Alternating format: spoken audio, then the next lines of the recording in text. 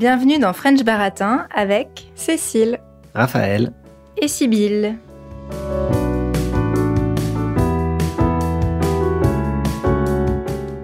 Il existe aux États-Unis un jeune homme qui s'appelle George et qui partage avec moi des arrière-grands-parents. J'aurais pu découvrir cette information en faisant une recherche généalogique poussée, ça fait d'ailleurs partie de mon métier, mais ce n'est pas comme ça que je l'ai su. Non, cette information, je l'ai obtenue grâce à un test ADN qu'a fait l'une de mes petites sœurs. C'est dans les années 2000 que sont apparus ces tests génétiques que l'on fait volontairement pour en savoir plus sur ses origines et ses liens de parenté. En France, on appelle ça des tests récréatifs, c'est-à-dire pour s'amuser. Des kits de prélèvement de salive sont vendus aux personnes intéressées. Elles renvoient ensuite le prélèvement à une entreprise qui l'analyse pour en tirer des informations sur leur patrimoine génétique. Ces kits ont connu un très grand succès aux États-Unis puis en Europe, mais en France, ils sont interdits depuis le début. Fin 2023, la loi s'est encore durcie. Désormais, les entreprises qui vendent ces tests n'ont plus le droit de les envoyer sur le territoire français. Alors, est-ce que la loi française a raison ou faut-il autoriser les tests ADN récréatifs en France ? C'est la question du jour dans French Baratin. On commence par notre quiz habituel. Première question, que risque-t-on selon la loi si on fait un test ADN dit récréatif en France ? Raphaël. J'ai vu l'info, mais je ne l'ai pas noté, je m'en souviens plus. Je peux venir à ta rescousse si oui, tu veux. je veux bien. Fonce, Cécile. Je crois, mais je ne suis pas sûre, mais je crois avoir vu entre 2 et 3 000 euros. C'est pire. C'est pire. Ah, ça y est, j'ai retrouvé. Vas-y, Raphaël. Si on soumet un échantillon d'ADN, en dehors des cadres prévus par la loi, on encourt une amende de 3 750 €. Voilà. Exactement. C'est ça. Mais il faut savoir que c'est purement théorique, c'est ce que dit la loi, mais ça n'a jamais été fait. Jamais personne n'a eu à payer cette amende. Ah, d'accord. Alors, deuxième question. Quels sont les autres pays européens qui interdisent les tests ADN récréatifs ? Cécile. La Pologne. Et c'est tout. Et c'est tout. Oui, pardon. Il y en a qu'un. Je suis trop fière de savoir. Bravo. Réponse. 100% de bonnes réponses. On a bien travaillé, Raphaël. Yes. Troisième question. Combien de personnes font ce genre de test ADN récréatif en France chaque année environ ? Raphaël. Décidément, tu poses que des cols. Oui, mais parce que les autres questions, tu connais la réponse parce qu'on en a déjà parlé. Je sais pas. Cécile, une idée ? J'ai entendu dire des centaines de milliers de personnes, mais je ne sais pas si c'est annuel ou au total depuis que ça existe. Alors, des centaines de milliers de personnes, ce sera au total depuis que ça existe, si on reste dans le cadre français, puisque l'estimation la plus répandue, qui est reprise notamment par une association qui s'intéresse beaucoup à ce sujet-là, qui s'appelle DNA Pass ou DNA Pass, c'est 100 000 personnes. Et ce serait plutôt une estimation basse. Donc voilà, 100 000 Français qui chaque année feraient un test généalogique récréatif. Et dernière question de notre petit quiz. Quelle part de notre ADN partage-t-on avec un frère ou une sœur ? Et je te pose la question, Cécile. 50%. Haha, tu es tombée dans le piège. Ah non, c'est 25. Non. Non, 100%. Non, non, c'est pas possible. Je sais pas. Ah, mon père aurait honte de moi. Non, mais il y avait un piège, c'était un petit peu volontaire. Ouais, okay. Ta dernière réponse est beaucoup plus proche de la réalité, puisqu'en réalité, il faut savoir que tous les êtres humains partagent entre eux environ 99,9% de leur ADN. Ah. On partage avec les chimpanzés entre 96 et 98% de notre ADN, parce que nous avons tous 4 pattes, et donc chez les humains, 2 bras et 2 jambes, etc. Donc il y a énormément de gènes qu'on a de toute façon tous en commun. Donc en fait, quand on fait le calcul de dire avec un frère ou avec une sœur, on a environ 50% en commun, c'est sur la part variable, sur le petit 0,1% de notre ADN qui connaît des variations d'un individu à l'autre. D'accord. Voilà. Et donc, en fait, effectivement, avec un frère ou une sœur, ça va être en moyenne 50%. mais pas pile 50%, parce qu'on peut avoir pris un peu plus les mêmes chromosomes de chacun de nos parents ou beaucoup moins les mêmes chromosomes de chacun de nos parents. Et donc, en fait, selon le site MyHeritage qui fait ce genre de test, avec un frère ou avec une sœur, on a environ entre 37,5% et 61% en commun dans cette part de l'ADN qui est variable d'un individu à l'autre. Ah, c'est assez large, cette fourchette. Bah oui, mais en fait, si par exemple, il y a un gène où votre papa, il a une version A et une version B, parce que les gènes, on les a sur chacun de nos chromosomes, et c'est des paires de chromosomes, et votre maman, elle a une version C, une version D, eh bien, vous allez prendre chez votre papa la version A, puis chez votre maman la version C. C'est possible que votre frère, il prenne la version B et la D, et là, voilà, vous n'avez pas ça en commun. Ou alors, vous pouvez quasiment toujours prendre le même gène, quoi. D'accord. Oui. Je savais pas. Donc statistiquement, ce sera entre à peu près 1/3 et à peu près 2/3. Et on peut plus ou moins se ressembler entre frères et sœurs en fonction du hasard, quoi. Bien sûr. Et donc, ma petite sœur qui a fait ce test, elle était trop mignonne parce que quand je lui ai expliqué ça, elle a dit « Je suis sûre que nous trois, donc elle, moi et notre autre petite sœur, on a toutes 61%, le maximum. » Parce qu'on se ressemble beaucoup. Mais c'est vrai que vous ressemblez toutes les trois beaucoup. Ouais. Ah bah, j'aurais appris quelque chose. Bah super, c'était aussi le but du quiz quand même. Et bien maintenant qu'on a bien joué à ce petit quiz, on va passer à votre expérience. Donc vous allez me raconter tous les deux si vous avez déjà fait un test ADN de ce type-là, donc un test ADN dit récréatif, et si oui, pourquoi, et sinon, est-ce que vous aimeriez le faire et pourquoi? Alors, qui est-ce qui a envie de commencer? Eh bien, je peux commencer. Je n'ai pas fait de test ADN récréatif ou autre, d'ailleurs. Et je suis partagé, en fait, sur la question de est-ce que je voudrais le faire ou pas. Je trouve intéressant l'aspect qui permettrait de remonter, de retrouver peut-être certains ancêtres en trouvant des éléments d'ADN communs. En fait, c'est principalement ça, d'ailleurs, parce que les autres choses proposées par ce type de test, à savoir les supposées origines ethniques ou géographiques ou des prédispositions génétiques à des maladies. Pour le premier, c'est quelque chose qui me paraît un peu flou, et pour le deuxième, c'est quelque chose qui, je trouve, devrait se faire dans un cadre médical avec des explications et une manière plus, entre guillemets, sérieuse et justement pas récréative. Voilà. Or, ce sont des choses qui sont aussi proposées par les entreprises qui font ce genre de tests. Voilà. Très bien. Et toi, Cécile, est-ce que tu as déjà fait un test ADN? Est-ce que tu aimerais en faire et pourquoi? Alors non, je n'en ai jamais fait. En fait, j'en avais pas vraiment entendu parler jusqu'à il y a quelques temps. Et en fait, j'ai vraiment découvert qu'on appelait ça comme ça quand tu nous as annoncé le titre de cet épisode. Et en fait, la première fois que j'en ai entendu parler, c'était en 2018 parce que je suivais une blogueuse qui vit à Amsterdam, qui a des origines très variées et qui du coup avait fait ça justement pour confirmer un petit peu. Et en fait, j'avais trouvé ça assez marrant, je trouvais ça assez ludique d'avoir cette cartographie, mais j'avais pas poussé davantage, alors que pourtant, je crois avoir un arrière-grand-père biologique inconnu, mais qui serait potentiellement hongrois, et du coup, ça m'aurait peut-être permis de savoir si j'avais quelque chose de l'Europe de l'Est.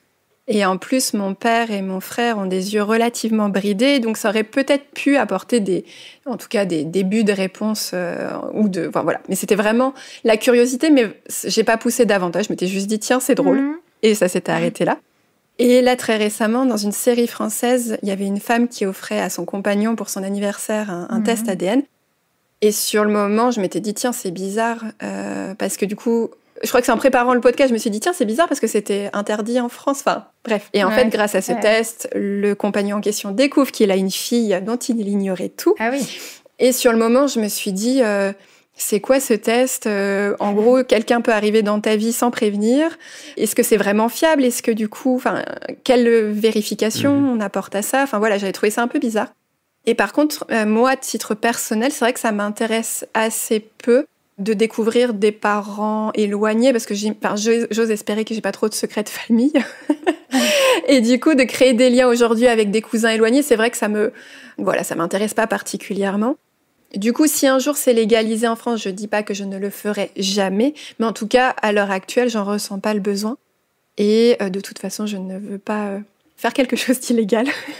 Je suis quelqu'un qui respecte les règles en général, donc du coup, j'ai un peu du mal. Mais voilà.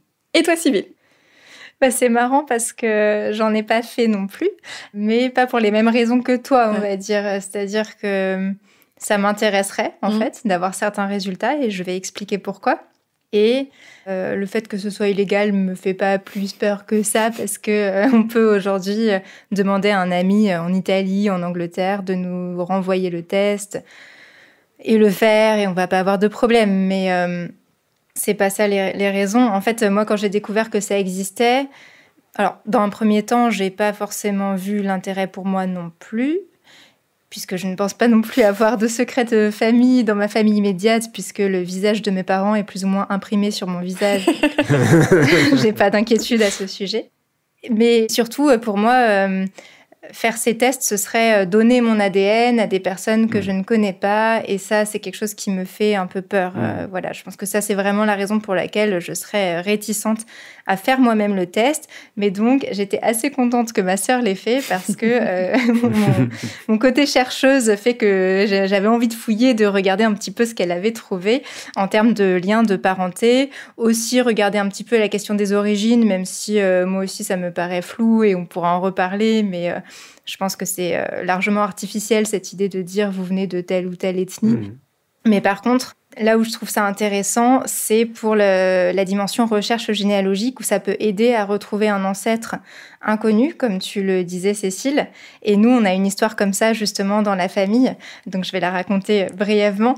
En fait, la grand-mère de mon grand-père, qui a eu donc le père de mon grand-père, mon arrière-grand-père, en 1903, était une jeune femme qui vivait dans le nord de la France et qui a eu comme travail d'être la dame de compagnie d'une riche américaine qui est partie en bateau. Alors, on ne sait pas exactement où. Et en fait, sur ce bateau, mon ancêtre, la grand-mère de mon grand-père, a rencontré un bel interprète italien. Alors, je rajoute le bel, on n'en sait rien, mais un interprète italien qu'elle a dû trouver, en tout cas, très intéressant et beau, etc., puisqu'elle est tombée enceinte et ça ne se faisait pas en 1902 de tomber enceinte comme ça, sans être mariée, d'un Italien sur un bateau. Donc la pauvre a été renvoyée chez elle dans le Nord, où elle a eu toute seule son fils, le père de mon grand-père, et on ne sait pas qui est cet Italien. Voilà. Donc j'ai un 16e de sang italien, peut-être pas tout à fait avec les aléas de la génétique, mais ça m'intéresserait beaucoup de retrouver cette histoire. Pas tellement pour retrouver des cousins complètement éloignés qui auraient ce même ancêtre italien, mais plutôt pour comprendre ce qu'elle a vécu, en fait, et qui il était. Voilà, donc c'est vraiment ça qui m'intrigue, c'est cette histoire. Et donc là, je me disais, quand ma petite sœur m'a parlé du fait qu'elle avait fait ce test, que ça nous permettrait peut-être d'avancer sur cette recherche, de retrouver des personnes qui avaient de l'ADN en commun avec nous et qui étaient italiennes. Mais c'est pas vraiment le cas. Enfin, on a des correspondances avec des personnes qui ont un arrière grand-père ou grand-mère en commun avec nous et qui vivent en Italie. C'est très éloigné, c'est trop éloigné, et donc on ne peut pas vraiment, pour le moment, avancer grâce à ce test ADN. Mais voilà, en tout cas, si j'avais changé d'avis, ça aurait été pour cette raison-là, pour en savoir plus sur cette enquête généalogique que je continue à mener et dont j'ai pas encore trouvé la solution, mais j'espère un jour en savoir un peu plus sur cet ancêtre italien. Ce qui est intéressant, par contre, c'est la motivation de ma petite sœur. Parce qu'elle ne l'a pas fait pour cette raison, elle ne s'intéressait pas forcément aux recherches généalogiques, elle l'a fait de manière altruiste. Donc ça, quand elle m'a expliqué, je n'avais pas du tout pensé à cette raison-là, mais elle m'a expliqué qu'elle avait vu sur des groupes Facebook des gens qui étaient adoptés et qui recherchaient leur famille et qui faisaient ces tests génétiques en espérant retrouver des cousins éloignés qui leur permettraient de retrouver leurs parents biologiques. Et ça lui a donné envie, en fait, de faire ce test pour peut-être aider quelqu'un à retrouver sa famille d'origine. Voilà, en se disant, plus il y a de personnes sur ces bases de données, plus ça permet aux personnes qui recherchent leurs origines de trouver une correspondance. Voilà. Et puis elle trouvait le reste amusant, mais c'était vraiment ça sa motivation, aider les autres. Donc je trouvais ça très intéressant. Carrément. Avant d'aller plus loin, un petit rappel, nous produisons ce podcast sur notre temps et notre argent personnel et nous souhaiterions qu'il reste sans publicité. Vous pouvez nous soutenir pour le prix d'un café sur Patreon. Vous trouverez le lien dans la description. Merci beaucoup à celles et ceux qui le font déjà. Eh bien, ça va être le moment de lancer le débat. Alors, Cécile et Raphaël, à votre avis, pourquoi l'État français refuse ces tests ADN récréatifs et quelles sont globalement les raisons de s'y opposer ? L'une des raisons, mais Raph l'a mentionné tout à l'heure, c'était le fait que si on apprenait qu'on avait une prédisposition pour une maladie, c'était de se retrouver tout seul avec cette information et de ne pas être accompagné. Et du coup, que ça puisse être particulièrement traumatisant, voire dangereux presque. Et même d'ailleurs, si c'est pas médical, finalement, d'apprendre que son père n'est pas son père, je pense que ça peut être suffisamment traumatisant. Donc, je pense qu'il y a notamment cette raison-là. Mais c'est intéressant ce que tu dis parce que j'ai écouté un podcast de France Inter qui parlait de ces tests ADN. C'était dans l'émission Le téléphone sonne et il y avait plusieurs personnes qui, du coup, intervenaient. Et donc, dans ces témoignages, il y avait plusieurs positions différentes finalement. L'une des personnes avait fait le test parce qu'elle soupçonnait déjà que son père n'était pas son vrai père. Et du coup, elle avait fait le test, ça lui avait confirmé ça, mais après, elle a mis 2 ans avant d'en parler à sa mère. Ah oui. Parce que justement, elle appréhendait. Donc là, il y a ça. Ça rejoint ce que tu viens de dire, Cécile. Par rapport à la démarche de ta petite sœur, Sybille, le fait que ce soit une approche altruiste, l'un des témoignages dans l'émission, c'était un donneur de sperme qui maintenant avait fait ce test pour que ces données arrivent dans les bases de données et que quelqu'un puisse ainsi le retrouver parce que il disait que sûrement il y avait des gens, ces enfants finalement, biologiques, qui pourraient être curieux de le retrouver et du coup en faisant appel à ces tests génétiques pourraient le retrouver justement. Sur la santé, il y avait quelqu'un qui avait témoigné, un couple en fait, qui étaient tous les deux porteurs d'un gène récessif qui produisait potentiellement un syndrome. Ils étaient tous les deux porteurs sains et en fait, ils avaient eu un enfant qui avait ce syndrome et c'est à ce moment-là, en faisant des tests, dans ce cas-là, dans un cadre médical, qu'ils avaient découvert qu'ils étaient chacun porteurs de ce gène. Mais ils avaient fait des tests dans le cadre médical français. Oui. Oui, voilà, parce que ça, c'est ce que j'allais dire. En fait, quand on a réellement besoin d'un test pour connaître ses prédispositions médicales, ça, c'est autorisé par la loi française et du coup, c'est encadré. Et c'est beaucoup mieux de le faire, comme vous disiez, dans ce cadre-là, parce qu'effectivement, on a besoin d'un accompagnement. Oui, c'est pour ces raisons, je pense, entre autres, que l'État français refuse ces tests, quoi. C'est que pour les aspects médicaux, il y a un gros problème. Après, il y a aussi l'aspect, les données médicales, les données, génétiques sont transmises à des entreprises dont on ne sait absolument pas ce qu'elles vont en faire. On signe un papier comme quoi on consent à leur utilisation, mais du coup, ça veut dire aussi qu'ils peuvent... apparemment, il y a une entreprise, justement, qui a revendu sa base de données à une autre entreprise pour plusieurs millions d'euros. Et ces gens-là peuvent en faire ce qu'ils veulent. Donc, effectivement, ça aussi, c'est un aspect problématique. Il y a plein de problématiques éthiques et de préservation des données qui se posent et qui justifient de refuser ces tests, d'interdire ces tests. Ouais, effectivement, moi, ce que j'avais lu, c'était que c'était surtout cette raison-là, la peur que des données collectées grâce au kit de test ADN soient utilisées à des fins commerciales, qui avait poussé le gouvernement à refuser. l'autorisation de ces tests en France récemment. Parce qu'en fait, en 2020, il y a eu 2 amendements qui ont été proposés par un député pour légaliser et encadrer les tests ADN dits récréatifs, donc volontaires. Et c'est Agnès Buzyn, qui était ministre de la Santé à cette époque, qui s'y était opposée vraiment en mettant en avant le risque que les données collectées soient mal gérées et soient vendues donc, à des entreprises qui en feraient un peu ce qu'elles voulaient. Mais ça, je trouve ça un petit peu étonnant parce que finalement, justement, le fait de faire une loi, ça permettrait d'éviter ça. En tout cas, ça permettrait au maximum de l'éviter et d'encadrer ce qu'on peut faire de ces données. Et donc, dire juste non, il y a ce risque et donc on ne l'autorise pas, c'est un peu se voiler la face parce que les données sont collectées. Du fait que ceux qui veulent faire ces tests continuent à les faire. D'autant que je trouve qu'on est d'accord que c'est un autre niveau et que c'est des données vraiment personnelles puisque c'est des données médicales, mais on partage déjà beaucoup de données sur Internet, évidemment nos identifiants, etc. Bon, c'est une chose, mais aussi des données médicales qu'on diffuse maintenant en France sur Doctolib et compagnie. Voilà, que ces sites-là ont stocké chez elles sur leur serveur.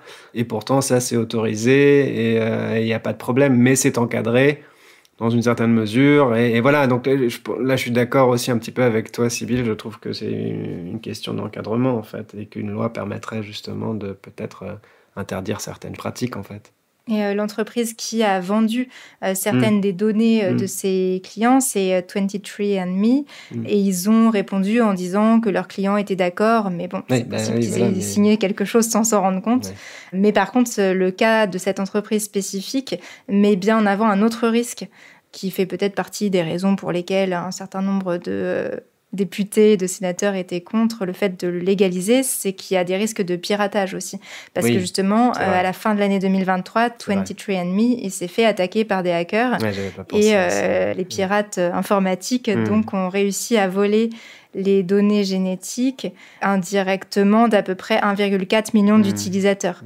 C'est-à-dire qu'en fait, ils ont volé les données directement que de 14 000 personnes, mais comme il y avait avec leurs données toutes les correspondances ADN que ces personnes avaient avec d'autres personnes, finalement, voilà, ça touche beaucoup plus de gens. Après, même sans parler des hackers, enfin des pirates, j'ai vu que apparemment le test à l'achat était d'une petite centaine d'euros à l'heure actuelle, alors que le coût de ce test pour les laboratoires avoisinait les 1 000 euros. Ah oui. Et que potentiellement, du coup, il faut qu'ils se rémunèrent à un moment donné et que... Alors, je l'ai vu sur 2 sources. Je ne sais pas si c'est véridique parce que j'ai pas... Mais en tout cas, je l'ai vu sur 2 sources, ça. Qu'il y avait un énorme gap, un énorme fossé entre le coût d'achat et le coût de laboratoire. Et du coup, potentiellement, l'une des façons de se rémunérer, c'était de vendre ces données. Après, il y a quand même une façon de contrôler, c'est qu'on a le RGPD en Europe, donc le règlement général, je crois, de la protection des données, ou même des sites, du coup, aux États-Unis. Normalement, s'ils font ce test avec des Européens, les Européens sont en droit de demander la suppression de leur ADN dans la base de données. Et apparemment, les sanctions sont relativement importantes si les acteurs en dehors de l'Europe n'acceptent pas cette demande. Donc, et c'est quelque chose qui est appliqué ? Apparemment, quand tu es européen, tu peux faire la demande. Et si on n'accède pas à la demande, en fait, on peut saisir la CNIL, donc qui est l'organisme français, qui, peut-être avec le RGPD, va être capable de faire quelque chose. Mais apparemment, j'entendais que les risques pouvaient être vraiment importants pour les entreprises internationales, donc peut-être. Et d'ailleurs, juste avant l'épisode, tout à l'heure, je me suis dit, quand même, je vais aller sur un site internet. Et ce qui m'a quand même choquée, c'est que donc, j'ai juste tapé « faire un test ADN ». Premier lien qui sort, c'est MyHeritage qui est sorti. Donc le site est parfaitement traduit en français. Comme si, du coup, c'était tout à fait... Alors, bien sûr, il n'y a pas qu'en France où on parle français. Mais apparemment, ça avait été fait exprès aussi pour que les gens pensent que c'est légal en France. Et il n'y a aucun endroit, en tout cas, j'ai pas trouvé, donc il faut, à mon avis, beaucoup plus chercher. Il n'y a aucun endroit où c'est écrit qu'on ne peut pas faire ce test. Je pense que quand on rentre une adresse française, là, il y a un blocage. Je suis pas allée jusque-là. Mais en tout cas, j'ai trouvé ça assez fou que... Enfin, je sais pas, que ça soit pas un tout petit peu plus mis en avant que on puisse pas faire ces tests en France, que ça soit pas légal. Et pour rebondir aussi sur ce que tu disais tout à l'heure sur le montant de l'amende, le fait que ça avait jamais été appliqué, c'est que je trouve ça quand même étonnant qu'on fasse une loi et qu'on ne l'applique pas. Ah, ça arrive souvent. Ah, ça arrive beaucoup. Oui, c'est ce que j'ai appris, mais je comprends pas l'intérêt. Je sais plus combien. Enfin, je me souviens dans mes cours de droit, il y avait je sais pas combien de lois qui étaient vieilles, qui étaient inusitées, qui s'appliquaient plus. Je crois qu'il y avait une histoire de fumer une interdiction de fumer des cigares, je sais pas où. Enfin, un vieux truc qui était d'il y a 200 ans et qui était toujours en vigueur, mais juste c'est plus appliqué. Donc, bon, c'est un exemple un peu extrême, mais il y a plein de lois comme ça qui sont pas réellement appliquées parce qu'elles sont pas vraiment applicables ou parce que on n'a pas les moyens pour les appliquer ou... Ouais, mais du coup, pourquoi les faire ? Parce qu'il faut bien qu'ils bossent, les mecs. Parce qu'il y a des petites Cécile qui veulent pas faire les choses illégales. Ça peut en dissuader quelques-uns. Ouais, mais du coup, si on n'avait pas eu cet épisode à préparer, j'aurais même pas su. Je crois que c'était illégal. Oui. Ouais. Et après, là, c'était hier, j'écoutais quelqu'un en parler et qui disait, du coup, ça m'a permis de peut-être comprendre la raison pour laquelle ça n'avait pas été appliqué. Enfin, en tout cas, au moins pourquoi il l'avait fait, c'est peut-être pour alerter le consommateur sur le côté potentiellement dangereux du fait qu'on donne nos données à quelqu'un qu'on ne connaît pas. Ouais. Là où il y a peut-être plus quelque chose qui peut être appliqué, c'est le fait que le législateur a récemment, en 2023, interdit l'envoi en France de tests d'ADN. Et là, pour le coup, il y a peut-être plus la possibilité de stopper, quoi. Oui, il y en a qui pourraient rapidement dénoncer les entreprises qui continuent à le faire.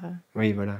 Mais par contre, j'entendais aussi quelqu'un qui disait « Ok, on interdit aux Français de faire ces tests génétiques, mais par contre, on interdit aussi aux entreprises françaises de faire ces tests. Et du coup, on offre la possibilité à des entreprises étrangères qu'on peut difficilement contrôler de cartographier nos gènes, notre ADN, alors qu'on pourrait le faire avec une entreprise française. » Oui, c'est un peu pour ça que je te demandais si c'était vraiment mis en application ce règlement européen et compagnie. Enfin, c'est plus facile de réglementer des choses qui se passent en France que des choses qui se passent à l'étranger. Non, c'est sûr. Je trouve que c'est vraiment une question compliquée parce que ça existe. Donc, d'une certaine manière, on a l'impression que la France fait quand même un peu l'autruche. Enfin, oui, tout à fait. Et en même temps, on comprend les intentions. Et du coup, qu'est-ce qu'on fait ? Parce que... Bah pour moi, c'est comme toutes ces choses qu'on voudrait interdire. Alors, on peut être d'accord ou pas d'ailleurs, mais qu'on voudrait interdire, mais qu'on ne peut pas interdire parce qu'il y a d'autres manières de le faire. Alors là, il y a plein d'exemples. Il y avait la PMA pour les femmes seules qui a finalement été autorisée, par exemple.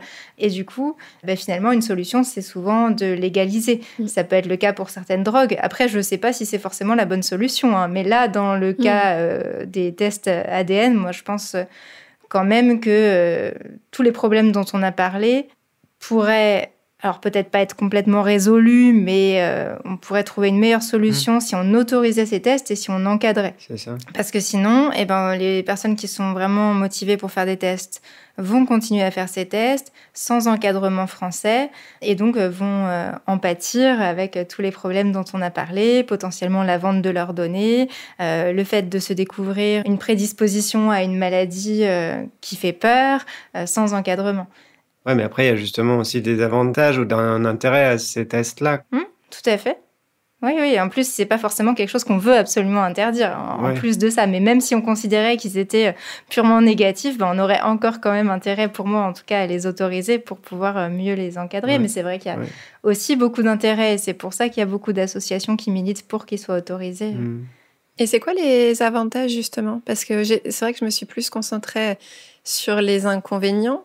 À l'échelle de la société, du coup, parce qu'à l'échelle individuelle, je veux bien comprendre du coup les avantages que ça a, mais à l'échelle d'une société, quel avantage ça peut avoir ? Alors, c'est intéressant comme question. Alors, à l'échelle de la société, moi, je pense à un élément qui est un peu à double tranchant. le fait de se rendre compte qu'on a plein d'origines différentes. Ça, oui. Ça, je sais que c'est un argument qui est beaucoup mis en avant. On se rend compte que on vient pas que d'un seul endroit, donc on est des mélanges. Et donc, ça permet peut-être, à l'heure actuelle, d'être plus ouvert aux autres, voilà, de combattre en partie peut-être le racisme, en quelque sorte, parce qu'on se rend compte que nous-mêmes, on n'est pas purs de ce qu'on croyait être. Mais par contre, le côté un peu plus négatif de ces résultats en termes d'origine ethnique, c'est justement cette idée qu'il y aurait des catégories fixes d'origine ethnique. Ça, j'ai toujours trouvé ça très bizarre. À partir du moment où j'ai su que ça existait, je me disais, mais quand ils disent vous êtes à 30% italien, à 40% ibère, ça veut dire quoi pour eux, être italien ou être ibère? Et donc, j'ai cherché. Et en fait, alors pour MyHeritage en tout cas, ils ont identifié des centaines de personnes, voire des milliers de personnes pour chacune de ce qu'ils considèrent être des origines ethniques, des personnes dont la famille a très peu bougé depuis plusieurs générations. Et donc, ils ont pris les résultats de l'ADN de ces personnes-là et ils ont dit, ça, c'est le profil type d'être italien ou d'être ibère, etc. Sauf que c'est quand même une construction très artificielle, vu qu'en réalité, justement, c'est très rare les gens dont les ancêtres n'ont pas bougé. Et donc, c'est pas forcément représentatif de quelque chose de réel. Et puis, du coup, ça se joue peut-être sur beaucoup de générations, mais n'empêche qu'encore avant, on vient tous d'Afrique, en fait. Enfin, voilà. Donc, pour moi, ça n'a pas de sens de dire comme ça, les Italiens, c'est ça, les Ibères, c'est ça, et puis vous êtes tel composé. Par contre, c'est positif de se dire qu'on est tous des mélanges, c'est sûr. Mais bon, il y a dans ces résultats un côté où on va refixer quelque chose. Mais ça, c'est aussi lié au fait que la plupart des entreprises qui font ça sont des entreprises américaines. En tout cas, c'est elles qui ont commencé et qui donc s'adressent à aux Américains qui sont en Amérique, en tout cas sans compter les Indiens d'Amérique évidemment, seulement depuis 500 ans à peu près, et qui eux donc cherchaient ou cherchent à connaître leurs ancêtres, d'où ils viennent, que ce soit Afrique ou Europe ou d'ailleurs Asie. Et du coup, il y a à la fois cette approche d'aller voir un peu les différentes régions du monde et de voir quelle spécificité génétique on pourrait y retrouver, et en même temps, je pense, une grosse simplification dans la manière de le présenter.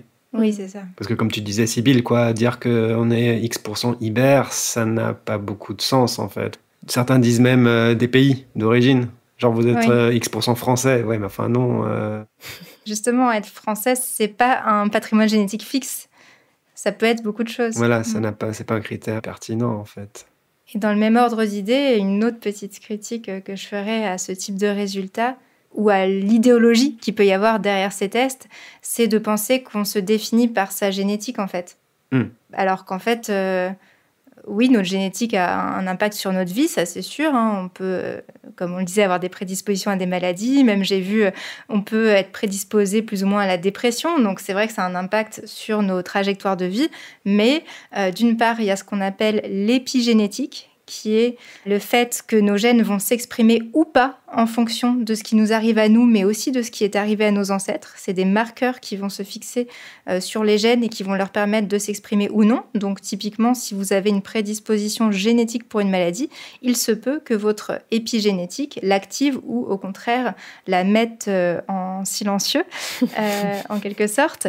Et au-delà de la génétique et de l'épigénétique qui interagissent, donc déjà au-delà de l'ADN, il y a ce qu'on vit tout simplement, ce qu'on fait de nos vies, l'environnement qu'on choisit, le contexte social dans lequel on grandit, le sport qu'on va faire, enfin voilà, les relations qu'on noue. Donc c'est un peu dommage d'être si arc-bouté sur quel est mon ADN, qui suis-je génétiquement. Ça pourrait faire oublier qu'on n'est pas qu'un ADN, quoi.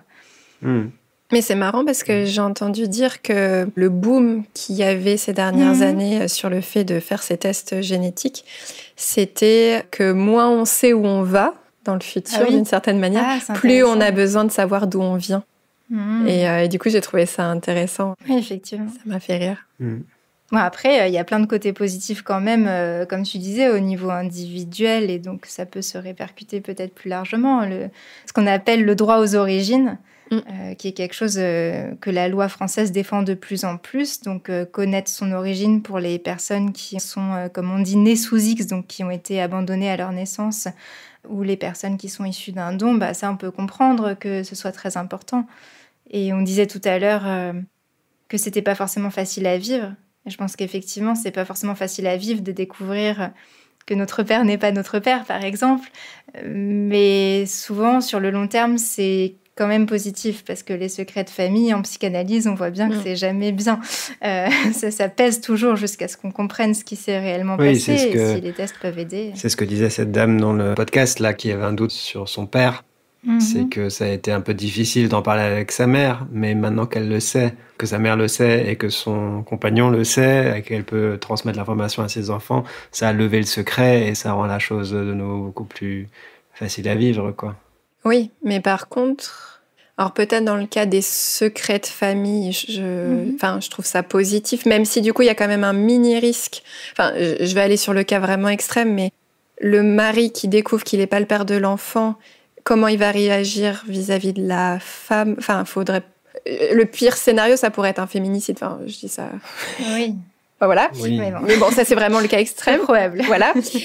Mais la deuxième chose, moi, c'est quand même pour les personnes qui accouchent sous X ou les donneurs. Ouais. Alors effectivement, par rapport à la personne dont tu parlais tout à l'heure, Raphaël, dans le podcast, qui disait justement de façon altruiste, qui faisait ce test pour permettre à ses enfants biologiques de savoir qui il était. Mais par contre, que l'on soit donneur ou que l'on accouche sous X, ça me pose quand même une question. Alors, je comprends complètement que du coup, pour les enfants, c'est nécessaire de savoir d'où on vient et que pour se construire, etc. Par contre, la personne qui accouche sous X, ça peut avoir été fait dans des situations traumatisantes. Enfin, il y a plein de choses que ça peut réveiller chez la personne adulte. Et le donneur, selon les enfants, peut-être qu'il va être assailli par des personnes avec qui il n'avait pas forcément envie de créer du lien. Il a fait un don, mais du coup, il voulait que ça s'arrête là. Et ce qui me pose un problème, ça me fait penser du coup à ta sœur, c'est aussi que, en fait, quand quelqu'un de ta famille, d'autant plus proche, donne son ADN, ça veut dire qu'une partie du tien est forcément sur le marché. Et ça veut dire que du coup, une personne individuelle fait un choix individuel, mais a des répercussions collectives et touche les différentes personnes de sa famille. Et ça, par rapport à ce que je disais sur les donneurs et les femmes, en fait, par déduction, tu remontes. Oui. Du coup, c'est hyper intéressant, parce que ça permettrait de remonter aussi, par exemple, à la personne dont tu parlais, ce bel Italien. Bon, même si c'était d'autres conséquences, mais... Et puis bon, il est mort, donc au pire, il s'en remettra. Mais du coup, ça me pose un vrai problème. Mais c'est là où je pense qu'il peut justement y avoir un encadrement, il peut y avoir... C'est vrai. L'obtention de l'autorisation d'autres membres de la famille avec un truc signé ou machin truc, pour ce qui est du don de l'ADN. Il peut y avoir, après, dans le fait de découvrir un père, une mère, une ascendance, ou d'ailleurs des cousins, des nanas, un encadrement en termes de médiation peut-être, parce que justement, dans le podcast que j'écoutais, l'une des personnes qui témoignait était née sous X et avait fait la démarche de vouloir trouver ses parents. Après avoir fait plein de recherches généalogiques, etc., et n'ayant rien trouvé, elle a envoyé son ADN à plusieurs de ces entreprises pour des tests. Et en faisant cela, elle a retrouvé une cousine. Et du coup, avec une association de généalogie avec qui elle était déjà en contact, elle a remonté l'arbre généalogique de cette cousine pour trouver qui était leur ancêtre commun. Ils ont retrouvé leur ancêtre commun et ils sont redescendus. Et voilà, et elle disait que l'association avait trouvé qui étaient ses parents, mais que elle, qui elle-même travaillait dans la médiation et était très sensible à ces questions-là, avait décidé de laisser à cette association le soin de contacter ses parents et de faire les choses dans l'ordre et faire les choses de manière délicate, quoi, pas de manière brute. Et c'est là aussi où peut-être il peut y avoir un encadrement. Faire en sorte qu'il soit obligatoire de passer par une association de généalogie ou une organisation quelconque qui ferait une médiation et irait voir les parents d'une personne née sous X, par exemple, pour leur demander si ça les intéresse de rencontrer leurs enfants biologiques ou pas, pour éviter éventuellement des clashs ou des choses négatives. Je pense que le rendre obligatoire, ce serait quand même compliqué parce que tu peux pas empêcher les gens de voir qu'ils ont tel cousin ou tel oncle qui laisse penser que leurs parents est telle personne, mais par contre, on pourrait donner le mode d'emploi et donner les bons contacts, juste ça, parce que personne n'a envie de débarquer dans la vie de la mère ou du père qui l'ont abandonné. Comme ça, je pense que les gens seraient assez contents qu'on les aide à avoir la bonne démarche. Ça rejoint peut-être ce que tu disais tout à l'heure par rapport au fait d'encadrer cette chose-là en France et donc permettre à des entreprises françaises de lancer des tests. Parce que du coup, celles-ci seraient obligées de passer alors par ce type de structure. Oui, et donc voilà. les Français, peut-être qu'ils veulent faire les tests, ils s'adresseraient peut-être plutôt aux entreprises françaises plutôt qu'à MyHeritage ou je ne sais pas qui. On pourrait aussi imaginer qu'on s'adresserait à différentes entreprises qui feraient différents types de tests, quoi. Quelqu'un qui veut retrouver un membre de la famille, des parents qui ont donné naissance sous X, ou eux, ils s'adresseraient à plutôt une entreprise française qui ferait ça, et puis d'autres qui... Enfin, voilà. Ouais, mais Donc ça marche pas, en fait. ça peut pas marcher, justement, si on met pas en commun assez de données. Ouais, Et donc, oui, il faut mettre ensemble. c'est ce que j'étais en train de me dire dans ma tête en disant ça. Mais c'est ce que j'entendais d'ailleurs sur le fait que les entreprises françaises n'avaient pas eu le droit de se lancer sur ce marché-là, faisait que même si on les autorisait là maintenant, en fait, ils seraient en retard. Et du coup, naturellement, si tu recherches tes origines, les membres de ta famille, tu vas naturellement aller vers là où il y a le plus de personnes dans la base de données. Et du coup, ça serait pas si évident que ça de rattraper le retard. Donc, j'avais trouvé ça intéressant et un peu dommage. La solution, je crois que ce chercheur proposait, c'était peut-être il y a des recherches génétiques qui sont faites dans le cadre légal pour la recherche médicale, etc. Et que peut-être, moyennant l'autorisation, je ne sais pas si elle est encore possible, mais de récupérer peut-être ces ADN-là pour les mettre dans les entreprises françaises pour qu'il y ait déjà un premier... Enfin bon, bref, je ne sais pas, mais en tout cas... Pour le coup, ce serait une bonne raison d'acheter les données des entreprises américaines, mais en demandant le consentement des personnes. Oui. Oui, c'est vrai. Ah oui, c'est une super idée, je n'avais pas pensé. C'est si simple d'acheter des choses. Ça serait peut-être un investissement de départ un peu cher, mais... C'est l'une des raisons aussi pour laquelle ça avait été refusé en France. C'est parce que ça demanderait des coûts énormes pour encadrer. Et effectivement, bon là, c'est pas pour encadrer, c'est pour acheter les données de façon consentie. Mais potentiellement, est-ce que, alors qu'on est peut-être dans une politique un peu d'austérité... Est-ce qu'on est d'accord pour mettre de l'argent sur ce créneau-là ? Il faudrait demander aux sociétés privées qui vont se lancer sur ce marché de mener l'encadrement elles-mêmes. Oui. C'est vrai que c'est pas à l'État de le financer, forcément. Mais...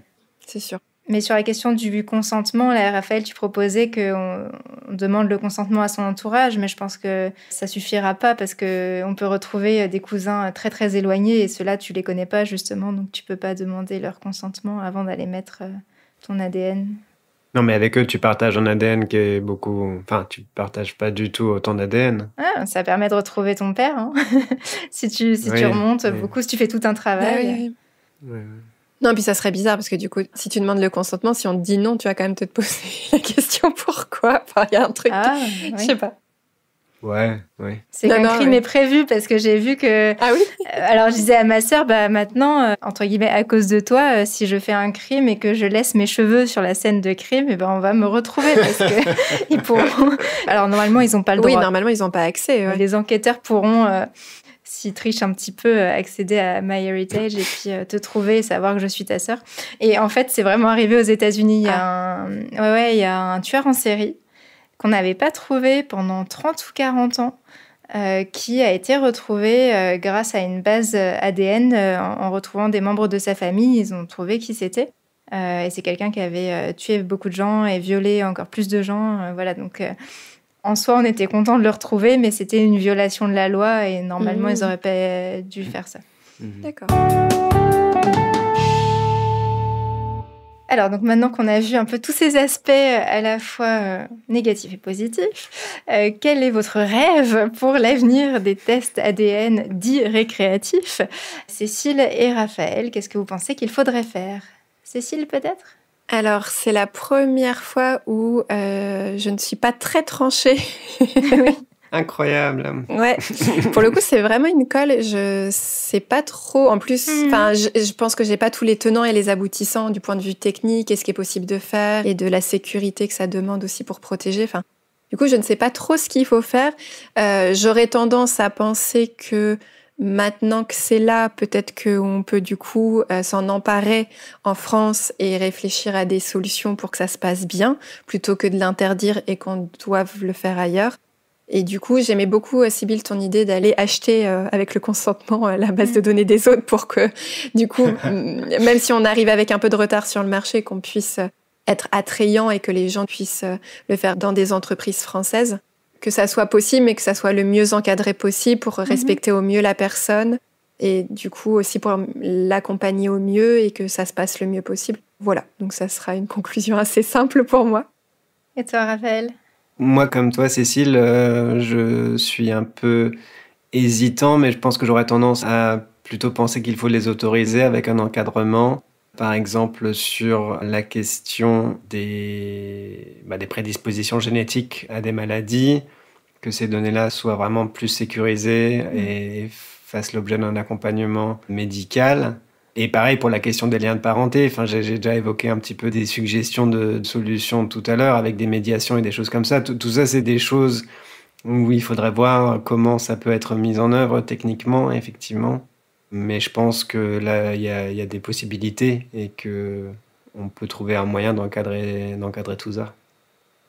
Mais sur la question d'ailleurs des données de santé, l'une des grosses peurs qui sont mises en avant quand on discute de la possibilité de légaliser les tests ADN, c'est que ces données soient revendues par exemple à des assurances et qu'elles refuseraient de t'assurer si tu as une trop forte prédisposition pour une maladie grave. Mais ça, normalement, c'est déjà interdit par la loi française dans le sens où on n'a pas le droit de discriminer des personnes en lien avec leur état de santé. Donc voilà, normalement, ça, il existe déjà un encadrement, mais on pourrait le renforcer, vraiment interdire à 100% ce type de revente, quoi. Oui, d'autant que là, pour le coup, il n'y a aucun argument qui tienne, parce que une prédisposition n'est pas une réalité. Et que, oui, exactement. Et donc toi, Sybille, quel est ton rêve? Et moi aussi, bien sûr, je pense qu'il faudrait un meilleur encadrement que ce qui existe dans les autres pays et donc le légaliser avec ce meilleur encadrement. J'ai trouvé ça assez intéressant d'en débattre avec vous parce que justement, pour une fois, moi aussi, c'est un sujet sur lequel je ne savais pas. J'avais pas vraiment d'opinion. Et en préparant, j'ai un peu acquis une opinion, mais assez modérée, qui est effectivement que ce serait intéressant de légaliser ces tests en faisant bien attention à limiter les côtés négatifs. Et pour ça, j'ai vu que l'association que je citais, qui s'appelle DNA Pass, suggérait un certain nombre de mesures très précises et auxquelles on ne pense pas forcément, mais eux, ils se sont penchés sur le sujet depuis longtemps.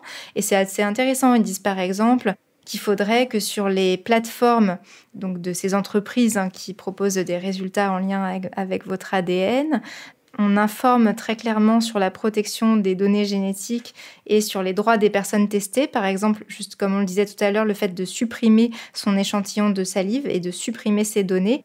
Et il faudrait que les plateformes intègrent ces paramètres, en fait, qu'on puisse en quelques clics décider de tout effacer si on veut, ce qui n'est pas forcément le cas. Et que, par exemple aussi, à la mort de la personne testée, elle désigne un légataire de ses données génétiques. Voilà, ça c'est le genre de choses auxquelles on ne pense pas spontanément, mais quand on creuse un peu, on se dit tiens, il y a ce problème-là, quand la personne décède, qu'est-ce qu'on fait? Voilà, donc je pense qu'il faudrait écouter en fait ceux qui se penchent sur le sujet depuis longtemps parce que ça leur tient à cœur, parce que c'est des associations qui accompagnent des personnes qui cherchent à en savoir un peu plus sur leurs origines. Voilà, donc je pense qu'il faudrait écouter les principaux concernés surtout. Ouais. En conclusion, on ne sait toujours pas si récréatif est le meilleur adjectif pour parler des tests ADN, mais on espère que cet épisode, lui, a bien été récréatif pour vous. Si vous l'avez aimé, parlez-en autour de vous et retrouvez-nous dans un mois pour un nouvel épisode. Et pour prolonger le plaisir, rejoignez-nous sur Patreon où vous trouverez une transcription et de nombreux bonus. À bientôt dans French Baratin. À bientôt. À bientôt.